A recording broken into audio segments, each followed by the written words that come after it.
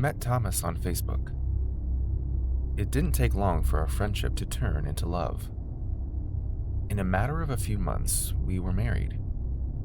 It was his second wedding, since his first wife had passed away after health complications, leaving behind their 11-year-old daughter Luna, whom she was really close to.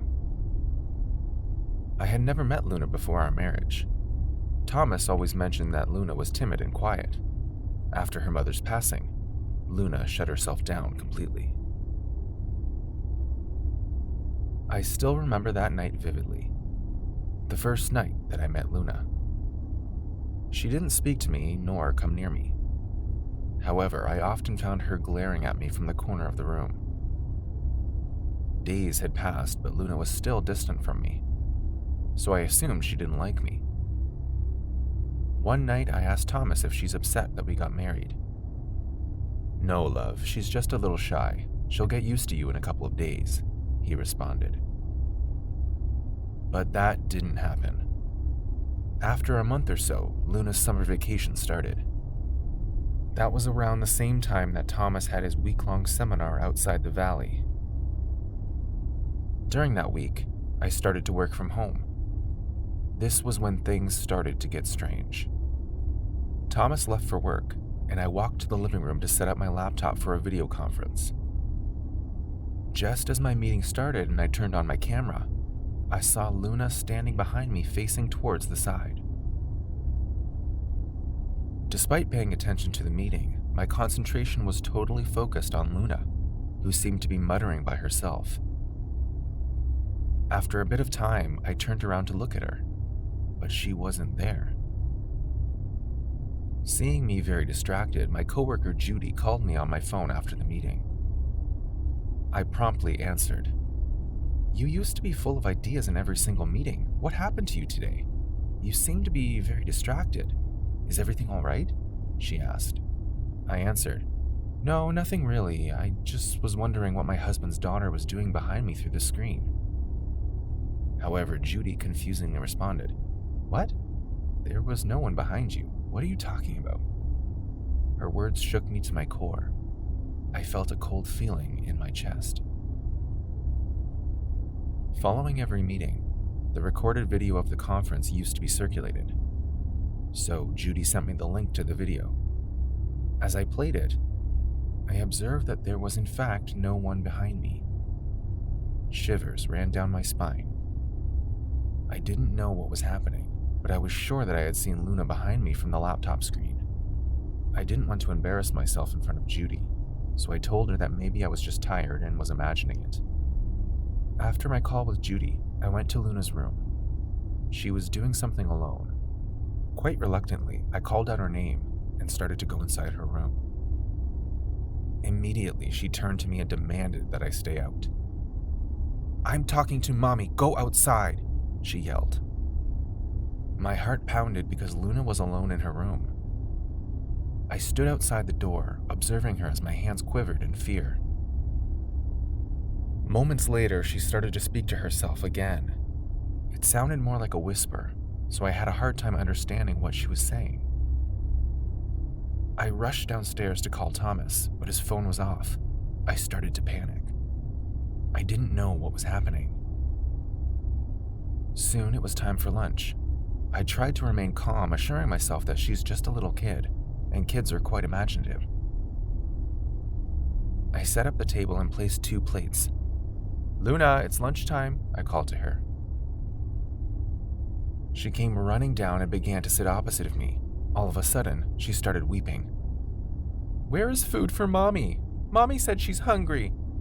My stomach clenched, and abruptly my hands became cold and clammy. "Luna, finish your food, no playing while eating," I firmly told her. But she wouldn't listen and insisted on food for her mother. So I got another plate and added food to it. After that, Luna stopped crying. But the feeling of relief didn't last long. Soon after eating, Luna started talking alone again, facing the other direction. I had had enough of the creepiness, so I yelled at her, "Stop this nonsense!" I became frantic with fear, but I knew that I had to keep my cool. Luna started sobbing loudly and raced to her room. My mind was spinning. Deep down, I also felt like I should have let it slide. After all, she must be missing her parents, now that Thomas had also gone away for work. I went upstairs to console her, but her bedroom door was shut. I stood outside for a while, and when she didn't respond to my knocks, I went downstairs to clear the dishes. Dread gnawed at my insides when I discovered there was no food in the third plate. All the plates were empty.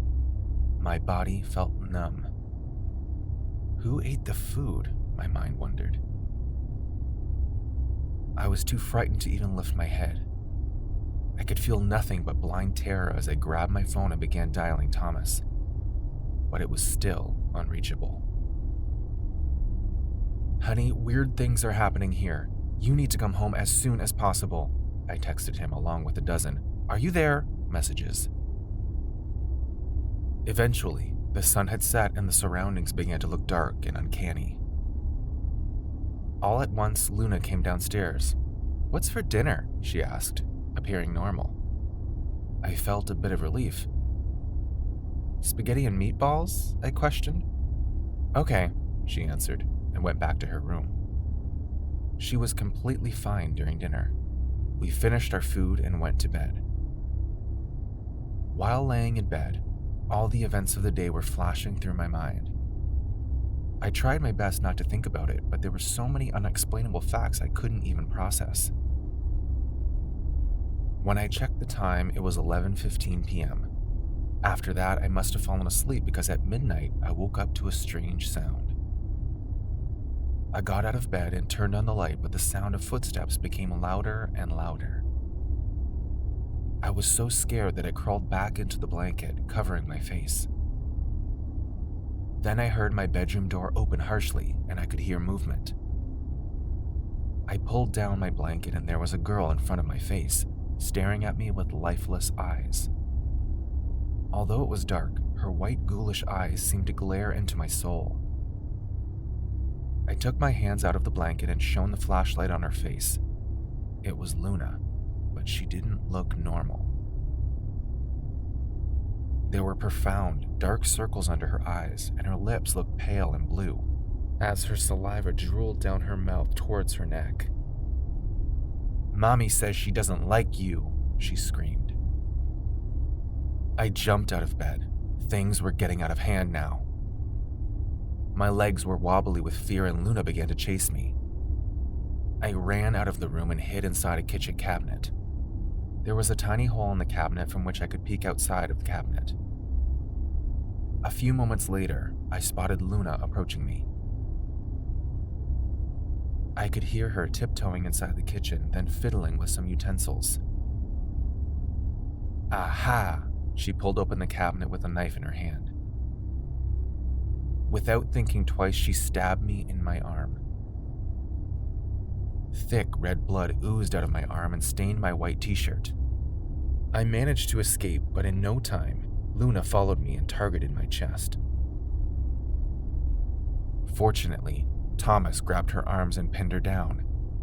He had rushed home after reading my messages. Luna screamed like a maniac. Thomas called the police with tears in his eyes. Luna was later taken to a child psychiatrist who stated that Luna had been suffering from severe mental trauma.